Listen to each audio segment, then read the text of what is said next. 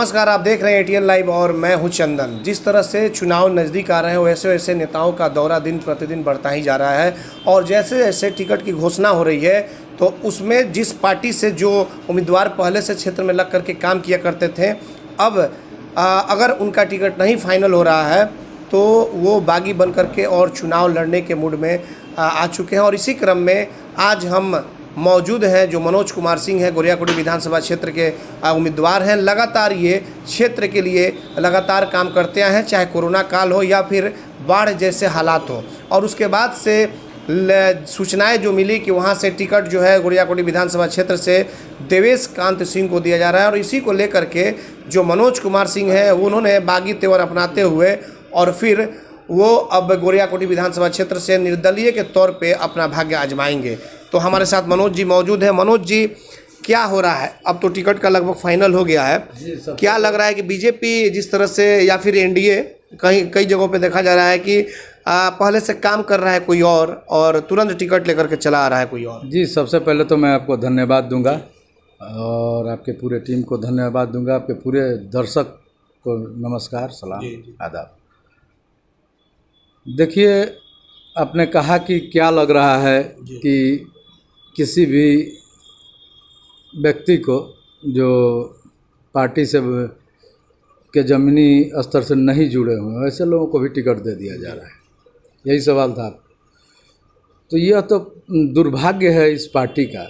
जो लोग भी पटना में बैठ करके तथाकथित भाजपाई बने हुए हैं वो यहाँ जो मोदी जी का एजेंडा है उसको चूर चूर कर रहे हैं, कहीं ना कहीं उसको विफल करने का प्रयास कर रहे हैं अपने साथियों के साथ मिली भगत करके। और सत्ता में किसी भी तरीके से एन केन परकेन सत्ता में कैसे बने रहें, उनको बस यही चिंता है। और कैसे उनकी दलाली चलती रहे, कैसे उनकी ऊपरी आमदनी जो जिसको भ्रष्टाचार कहेंगे, भ्रष्टाचार में लिप्त हो करके अपनी मोटी रकम ऐंठा जा सके। इसी क्रम में हेलीकॉप्टर से उतारे गए उम्मीदवार भी हैं। एनडीए में बहुत सारे ऐसे उम्मीदवार आजकल देखने को मिल रहे हैं और जिसका परिणाम यह है कि जितने भी कार्यकर्ता हैं जो ज़मीनी स्तर से जुड़े हुए, ग्राउंड जीरो से जो कार्यकर्ता भाजपा के साथ जुड़े हुए हैं, उनकी उपेक्षा हो रही है, उनका मनोबल टूट रहा है। और ये लोग जो हैं वो देख नहीं पा रहे हैं या यह कहिए कि देख करके अनदेखी कर रहे हैं, चूँकि इन लोगों को तो अपना कुछ है नहीं। माननीय यशस्वी प्रधानमंत्री नरेंद्र मोदी जी का जो नाम है, चाहे उनका जो कार्यकाल है, केंद्रीय जो सरकार है केंद्र की भाजपा की, उसके जो मुखिया हैं नरेंद्र मोदी जी, उनका काम कुछ अच्छा है जिसका ये लोग नाजायज़ फ़ायदा ले रहे हैं। और ये लोग सोच रहे हैं कि वोटर जो है सो तो मोदी जी के नाम पर वोट नहीं देंगे, लेकिन इस बार के बिहार विधानसभा के चुनाव में ऐसा कुछ होने नहीं जा रहा है। मोदी जी से किसी को बैर नहीं है, लेकिन पटना में बैठे हुए तमाम भ्रष्ट जो कथित भाजपाई कुछ दिनों से हैं, कुछ वर्षों से हैं, जो सत्ता में बैकडोर से हैं, इन लोगों का खैर भी नहीं है। मोदी जी से कोई ये लोग कौन है मनोज जी? आपको नहीं पता है? नहीं, आप बताइए। एगो माननीय मुख्यमंत्री बिहार सरकार के चपरासी कह लीजिए, जैसा मैं नहीं कहता हूँ, आम आवाम कहती है प्रदेश की, वो हमारे डिप्टी सीएम हो सकते हैं। और उनके एक चमचे हैं, मैं नाम नहीं लूँगा क्योंकि मेरे भी संबंध उन लोगों से अच्छे हैं, लेकिन आप लोग समझ रहे हैं, उनका भी कहीं ना कहीं कुछ अहम रोल है इन सब में, और उनका एक टीम है। अब मान लीजिए कि जो केंद्र से जो लोग यहाँ आए हुए हैं, कुछ लोग ये बनकर प्रभारी बन के, इन लोगों का भी कुछ अहम रोल है इस तरह का। ये लोग जनता की भावनाओं को चूर चूर कर रहे हैं। जनता चाह रही है कि उनका सगा अपना जो लोकप्रिय है, जो उनके साथ जुड़ा हुआ है हर सुख दुख में, उनको टिकट मिले। और ये लोग मनमानी करके टोटली मैंने भ्रष्टाचार ये लोग फैलाए हुए हैं। मनमानी करके किसी को भी अरे गहरे को या किसी परिवारवाद को के व्यक्ति को दे रहे हैं जिसका कोई जनाधार भी नहीं है। और ये लोग मोदी जी के नाम को भुनाने का प्रयास कर रहे हैं। तो क्या लग रहा है कि इस बार मोदी और नीतीश का लहर चलेगा? देखिए, अभी यह मुझे तो नहीं लगता है कि चलेगा, क्योंकि सिवान में तो इन लोगों का सुपड़ा साफ है। नीतीश कुमार जी के नेतृत्व में 2005 से 2010 तक का जो कार्यकाल रहा वो निश्चित ही सराहनीय रहा। लेकिन 2010 के बाद जो इसका पतन होना शुरू हुआ, बीच में कई बार मुख्यमंत्री बदले गए, कई बार सरकार बनी बिगड़ी, जनाधार मिला था, माइंडेड जो मिला था वो महागठबंधन को मिला था। लेकिन एक नाटकीय ढंग से सुनियोजित माने योजना के तहत इन लोगों ने ऐसा किया कि सरकार में बैकडोर से आ गए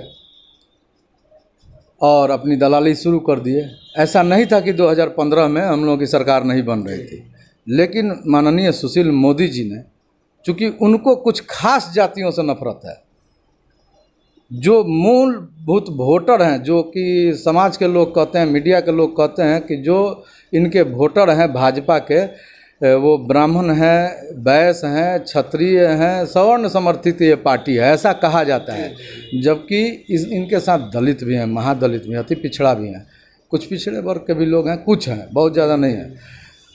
लेकिन फिर भी कहा जाता है कि ये सवर्ण समर्थित और बनिया समर्थित पार्टी है।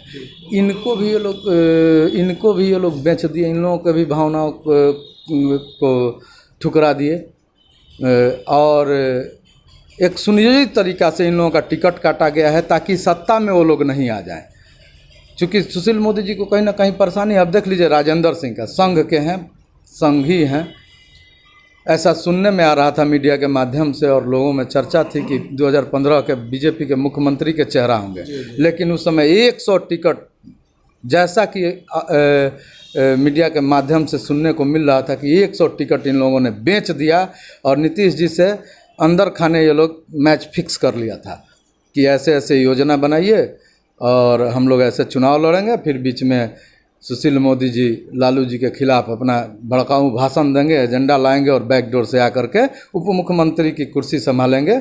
और ये लोग अपना 100 टिकट बेचा, जिसका दूरगामी परिणाम ये होगा कि पार्टी 50 से 52 सीटों में सिमट के रह गई, पूरे एनडीए का सुपड़ा साफ हो गया। और कमोबेश इस बार भी यही होने जा रहा है। सीवान में मुझे नहीं लगता है कि यहाँ जो तत्कालीन एनडीए का स्वरूप दिखाई दे रहा है, जिनको टिकट मिला है या जो दावा कर रहे हैं कि हम टिकटार्थी हैं, ये लोग जीतने जा रहे हैं। कहीं ये लोग जीतने नहीं जा रहे हैं।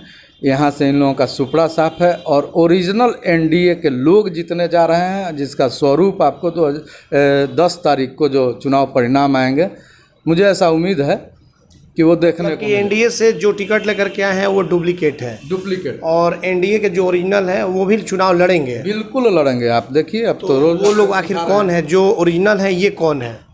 अब एक तो मैं ही बैठा हुआ हूँ, एक मेरे बड़े भाई मनोज सिंह हैं जो पूर्व जिला अध्यक्ष रह चुके हैं सिवान के, रघुनाथपुर से उनकी दावेदारी थी और मजबूत दावेदारी थी, लोकप्रियता भी थी। वो हैं व्यासदेव प्रसाद जी हैं जो निवर्तमान विधायक हैं सिवान सदर के। उसके बाद आप एनडीए के देखिए तो और भी लोग हैं, सबको आप लोग जानते हैं, मुझसे मत बुलवाइए। तो ये लोगों के साथ छल हुआ है, मेरे साथ भी धोखा हुआ है। हालांकि अभी टिकट की औपचारिक घोषणाएं नहीं हुई हैं, लेकिन उनके जो आका हैं, ठग आका कौन है, थोड़ा सा ये जानना चाहते हैं। इनको भी जब इतना बोल रहे हैं तो थोड़ा सा वो भी खुल कर। अब मान लीजिए कि सुशील मोदी जी हैं, माननीय मंगल पांडे जी हैं, भूपेंद्र यादव जी हैं, आपको केंद्र में बैठे हमारे बड़े भाई बिहार भाजपा के पूर्व अध्यक्ष भी हैं, इसमें नित्यानंद राय जी भी हैं। इन लोगों का पूरा कुनवा है, जिसमें मुख्य रूप से प्रभावित कुनवा जो है वो है माननीय सुशील मोदी जी का, श्री मंगल पांडे जी का और श्रीमान भूपेंद्र यादव जी का। इन लोगों का कहीं ना कहीं इन लोगों से चूक हुई है। मैं चाहूँगा कि अभी भी वक्त है, 24 घंटा मुझे लगता है कि बचे हुए हैं, इन लोगों को विचार करना चाहिए अगर सीट जीतना है तो। और नहीं तो फिर ये लोग चाहते हैं कि मिलीजुली सरकार बने, तो मैं कुछ कह नहीं सकता। और मैं आपके माध्यम से केंद्रीय कमेटी को भी आगाह कराना चाहता हूं, माननीय यशस्वी प्रधानमंत्री मोदी जी को भी आगाह कराना चाहता हूं, उन तक सूचना पहुंचाना चाहता हूं, श्री अमित शाह जी तक पहुंचाना चाहता हूं, जेपी नड्डा जी तक पहुंचाना चाहता हूं कि बिहार में जो मूल कार्यकर्ता हैं, मूल जो टिकटार्थी हो सकते थे, जो मूल भाजपा के जुड़े हुए लोग हैं, जो सीट जीतने का मादा रखते हैं, ऐसे लोगों पर पुनः विचार किया जाए। और पार्टी के साथ भी ये लोग धोखा किए हैं कि जो आता है आने दो, मोदी जी के नाम पर तो वोट मिल ही जाएगा। लेकिन मैं यह कहूँगा कि इस तरह का अभी बिहार में होने नहीं जा रहा है। आप लोग भी देखते होंगे कि मेरा जो विधानसभा क्षेत्र है 111 गोरियाकोटी विधानसभा, वहाँ क्या आक्रोश है। जिस प्रत्याशी को टिकट देने की बात कही जा रही है, चाहे उनके समर्थक, चाहे जो लोग भी कह रहे हैं कि वो फाइनल कर दिए गए, तो उनका क्या जनाधार है देख लीजिए। मैं तो जात की बात नहीं करूँगा, लेकिन मजबूरी है कि अब बोलना पड़ेगा। मैं तो जमात की बात करता हूँ, जमात का नेता हूँ, जमात का सेवक हूँ। अच्छा ये बताइए मनोज जी कि भले ही बीजेपी और जेडीयू का गठबंधन है, लेकिन अंदर ही अंदर जितना कलह है, क्या इस कलह को लेकर के महागठबंधन को भी बेनिफिट मिल सकता है या तीसरे विकल्प के तौर पे कुछ और लोगों को भी मिल सकता है? बिल्कुल, ये तो मैच फिक्स किए हुए हैं लोग। आप लोग परिणाम देखिएगा। ये लोजपा जो कर रही है जी, हालांकि एक तरह से कहें तो अच्छा भी कर रही है। बीजेपी की बी टीम है। बीजेपी की बी टीम है जी, बीजेपी के उकसाए में नीतीश कुमार के साथ भी धोखा हुआ है। ऐसा कोई सगा नहीं जिसको बिहार के कथित भाजपा, तत्कालित भाजपा के सिरमौर दलाल रूपी नेता ठगा नहीं। ये हालात हैं सर। मतलब कि पार्टी जो है बीजेपी दलालों से भरी हुई है। बिहार भाजपा बिहार जी, बिहार भाजपा में दलालों का भरमार है। गणेश परिक्रमा करने वाले लोग सत्ता में बैठे हुए हैं और गलत तरीके से बैठे हैं। इनका कोई जनाधार नहीं है। हमको लगता है कि मुखिया भी नहीं जीत सकते हैं, ऐसे लोग बैठे हुए। वो कोई और जमाना था कि सुशील मोदी जी जीत गए थे, वो अभी तो जनरेशन गैप है। अभी तो मान लीजिए कि 20 साल में, 15-20 साल में एक युवा जनरेशन आया है और बिहार में लगभग 68% युवाओं की भागीदारी है, वोटर हैं। तो एक जनरेशन गैप है।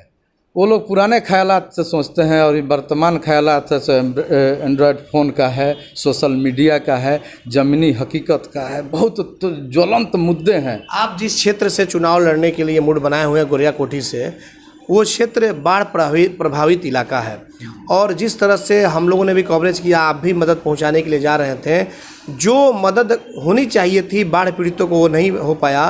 तो क्या मान रहे हैं कि इस चुनाव में वो भी एक बड़ा मुद्दा होगा? वो बहुत ज्वलंत मुद्दा है, मैं समझता हूँ। आप लोग भी देखें, लगातार आप लोग बहुत अच्छा कवरेज किए, इसके लिए भी तहे दिल से बधाई देना चाहता हूँ आप लोगों को कि आप लोगों ने जनता की समस्याओं को सरकार तक पहुँचाने का काम किया।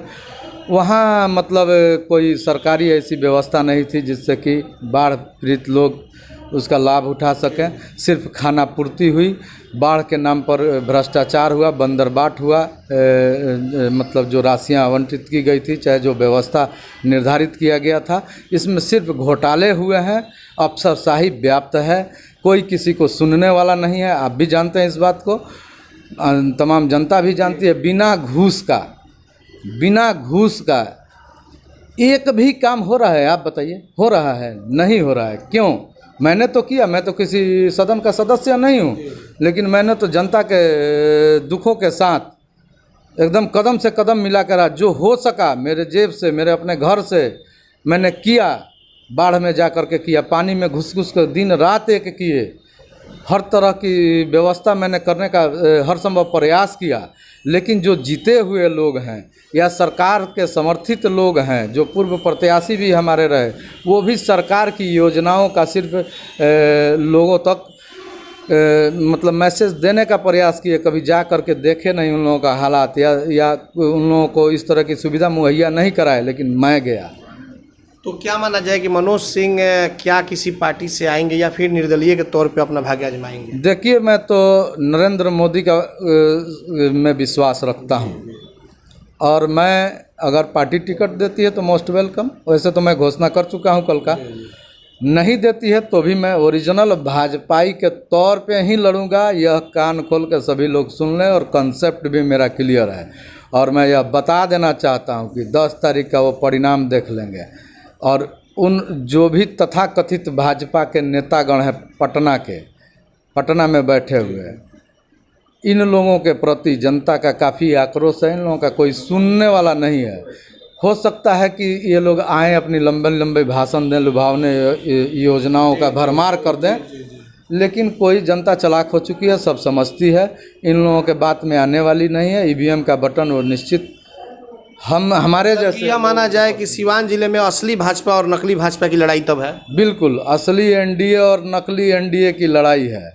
और मैं नीतीश कुमार जी से भी कहना चाहूँगा कि वो भी समझ रहे हो, निश्चित तौर से बहुत ही सुलझे हुए राजनीतिज्ञ हैं और उनको समझना चाहिए और समझ भी रहे होंगे कि कहीं ना कहीं उनके साथ भी छल हो रहा है। इसलिए उनका भी निगाह इन ढकोसलेबाजों पर होनी चाहिए और ढंग से मजबूती से स्ट्रेटजी बनाकर चुनाव लड़ने की ज़रूरत है। हम लोग जीत रहे हैं, कहीं कोई दो मत नहीं है। नामांकन अब कितने तारीख को करेंगे? जी मैं बता दूंगा, एक मेरे कार्यकर्ता है, वो लोग योजना बना रहे हैं, उसके तहत बहुत जल्द आपको सूचना दी जाएगी। आप लोगों के माध्यम से तमाम लोगों को सूचना दी जाएगी। अभी हम लोग 1-2 दिन वेट कर रहे हैं कि पार्टी का डिसीजन क्या होता है। जी तो आपने देखा कि ये मनोज कुमार सिंह हैं जो कि गोरियाकोटी विधानसभा क्षेत्र से उम्मीदवार भी हैं। हालांकि अब तक औपचारिक जो ऐलान है बीजेपी के द्वारा नहीं किया गया। हालांकि सीट जो है वो बीजेपी के खाते में चली गई है गोरियाकोटी। लेकिन जिस तरह से मनोज सिंह ने सीधे तौर पे सरकार बीजेपी पे आरोप लगाते हुए और कहा है कि बीजेपी नकली और असली ये दोनों प्रत्याशियों की लड़ाई है। जिस तरह से कई लोगों का टिकट मिल गया और जो ज़मीनी स्तर पे जो लोग एनडीए में काम किए हुए थे उनको दरकिनार कर दिया गया। तो ऐसे में इनका मानना है कि अब असली बीजेपी और नकली बीजेपी इस तरह की लड़ाई और जनता बेवकूफ़ नहीं है। खैर कहीं ऐसा ना हो कि असली और नकली आपस में लड़ जाएं और महागठबंधन को फ़ायदा मिल जाए।